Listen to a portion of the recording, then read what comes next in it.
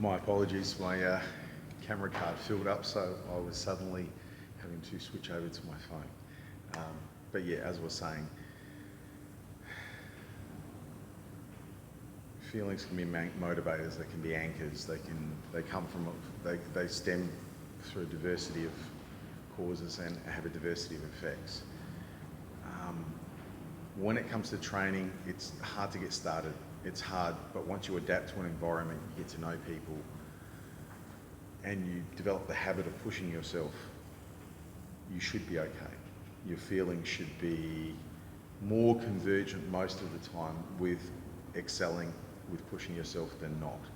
It's still an ongoing battle.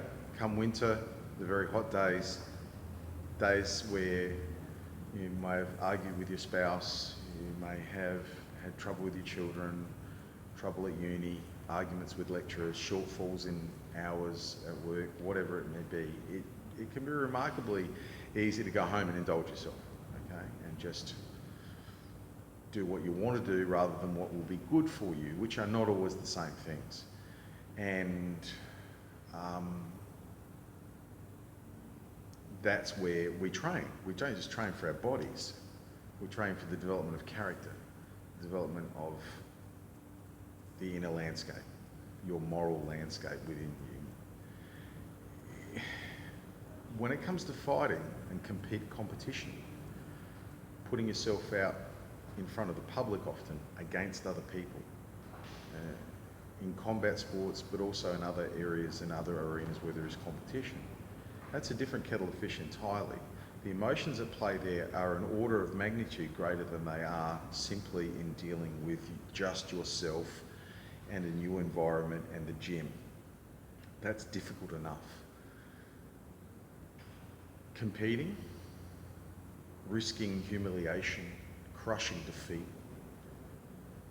risking the many things that come with competition that aren't good at all, injury, so on and so on. That comes with a baggage, a weight of emotion that can't be described to someone who hasn't experienced it, okay? If you haven't experienced it, try something, anything, okay? Compete in something where there's some skin, where you have some skin in the game, where there's going to be some level of sting if you lose. If you're a highly competitive individual, you've probably already done this. If you haven't, but you have a competitive bent, try anything. Now, imagine it comes with bone-crushing blows, being choked, being submitted via grappling techniques, being beaten to a pulp in some cases, and certainly being outpointed, humiliated, as well as physically mastered in front of dozens, hundreds, thousands of people. This can happen. And when it does happen,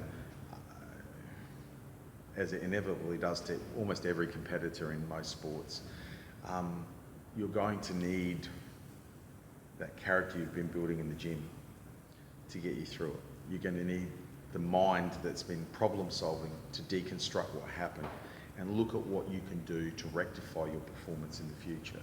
You're going to need to both utilise and disregard your emotions. So emotions are things that drive us, they give us power, volition, they draw attention to things that we need to draw attention to, but there are also things we have to ignore. There's a point where your emotions are no longer useful. So pain is useful in identifying that you're suffering. Pain is useful in identifying that something might be wrong. It can also be identifying something's right. The birth of a baby, which is one of the most wonderful things in human experience, is accompanied by a shitload of pain and discomfort. So it's a messenger for many things. But there is a point where you have to push aside the recognition of pain. There's a point where you have to dispense with whatever discomfort you're feeling and get on with the job of analysing, breaking down and synthesising the information that you've gained from that experience.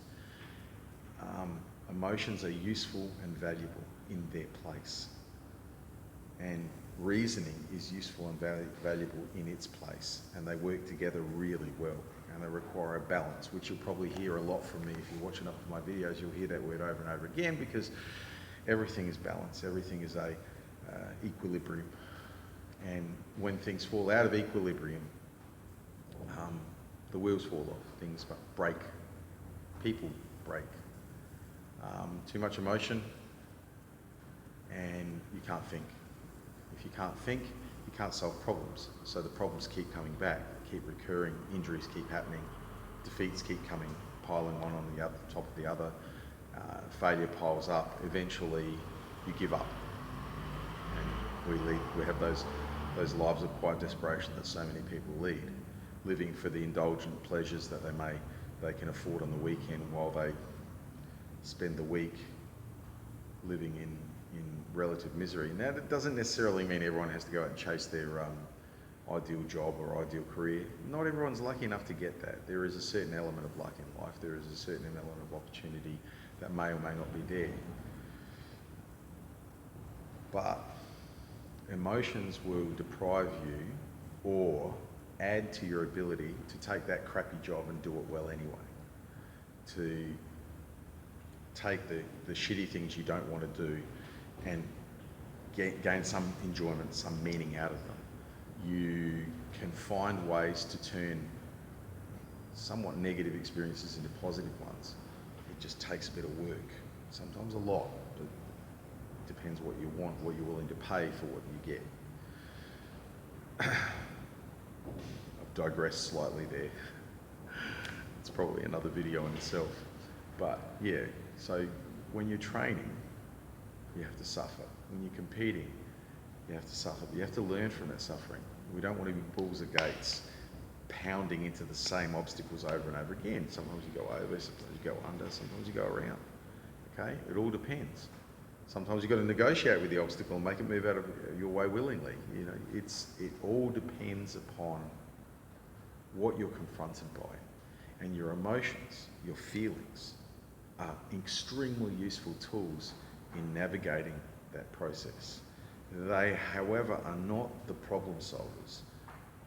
Brutal honesty and logical reasoning are what fix those problems every single time. Feelings can, however, point to where you should be directing your logical tools, your honesty. Sometimes you don't know. You can't be honest because you don't really know. You're not sure. And feelings can be useful in teasing out, helping your reason tease out what it is that's bugging you, what it is that you're doing wrong, what it is that, in the vast landscape of your psyche, where is it that the cancer is located, okay? And then your reasoning can come up with tools, treatment processes to get rid of it, to fix it, to repair it. So, once again, it's a synergy of things, feelings and thought. Respect your feelings, but know their role, know their place, and use them in conjunction with your reasoning and your logic. And always be honest. Engage in true speech, not only with others, but with yourself, okay?